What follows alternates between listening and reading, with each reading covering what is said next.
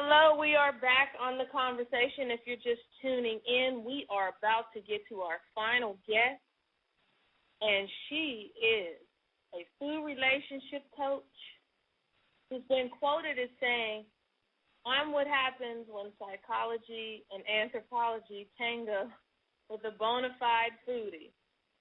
Please welcome to the conversation Miss Shelley Chapman. Well, I'm sure as a personal chef, you're used to waiting on egg timers and you know those.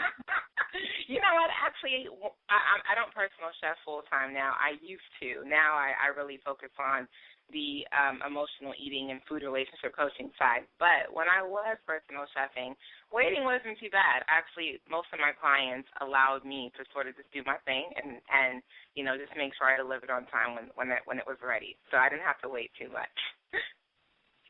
Well, you know what? You have an impeccable resume, having studied both at Spelman College and Harvard. I'm curious what were some similarities with the colleges, and then what were some of the differences? Oh, good question. So, similarities. Well, I'll say this. They're both academically sound institutions. I mean, in terms of education, definitely excellent. Really enjoyed the professors, you know, the classes, and the way they're set up. I mean, this definitely set up to encourage open dialogue, so not like you're just sort of receiving information. And I always take that style of education. And in terms of the differences, well, besides the obvious, I will say Spelman is my heart. Spelman nurtures you. I cannot even begin to explain my love for Spelman College. They literally nurture you and take care of you. I remember there were times where I might have been absent from class, and I'd see the professor in the dining hall because the professors eat lunch in the cafeteria with us, and they'd ask you, like, you weren't in class today, so what happened? You know, at Harvard, you're not going to get that. So at Harvard, the professors, they have office hours, and, you know, you might see them sort of walking across campus sort of thing. But at Spelman, it was definitely a lot more inclusive, definitely felt more like home and family. Well, look at you with a little hot Atlanta tie-in there. Yeah, I'm from Atlanta, so, I mean, you know, that's home. Okay, that's home. Okay, what high school, by the way? Well, let me take that back because I have to remember I'm talking to an ATLian too, so it's easy to say it when I'm not in the city. I actually went to high school in Peachtree City, so I grew up in the suburbs of Atlanta. I went to McIntosh High School. So I have to remember when I'm in Atlanta, I can't say I'm from Atlanta because I'm not from the city, but, yeah, I'm from the suburbs of Atlanta.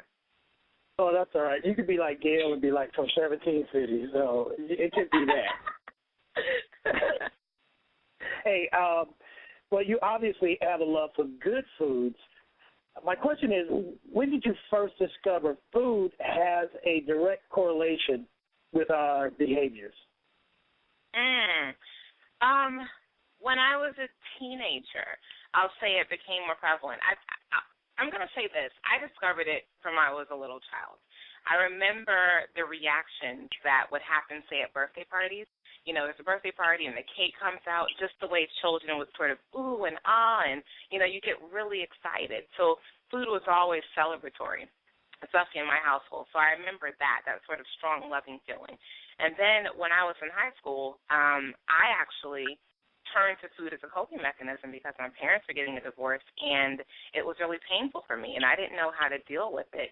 So I became an emotional eater, and I didn't realize the complete tie-in until I got to Spelman, and my major was in psychology, and I focused a lot on eating disorders within the Black and brown community and body image among Black and brown women. So somewhere around there, it was very evident to me that the way we eat really affects the way we show up in our lives, and you can tell a lot about people, about what they're sort of, you know, stuffing themselves with or starving themselves of by how they engage with food or not. How do foods? And you wrote this in something I saw online. I don't know. I was being nosy, of course. How do foods have relationships? Not only it's two ways with each other, and you write that they actually have it with you. Can you explain that dichotomy? Definitely. So when we're talking about, hello? I'm sorry, guys. I'm just laughing. You made me think about macaroni and cheese when you said. Yes, macaroni and cheese is a good one to have a relationship with.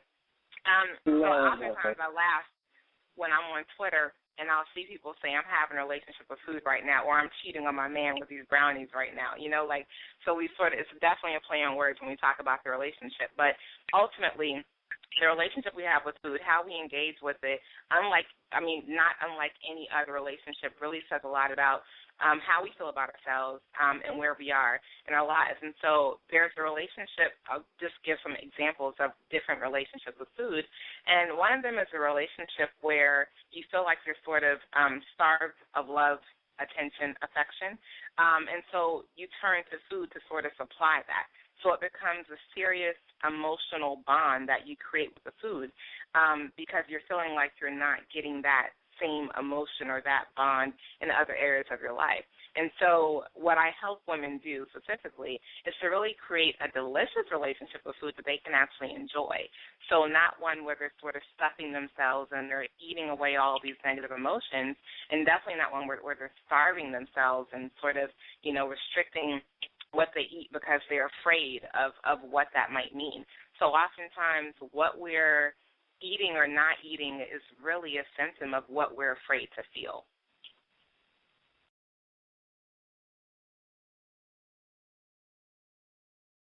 Yeah.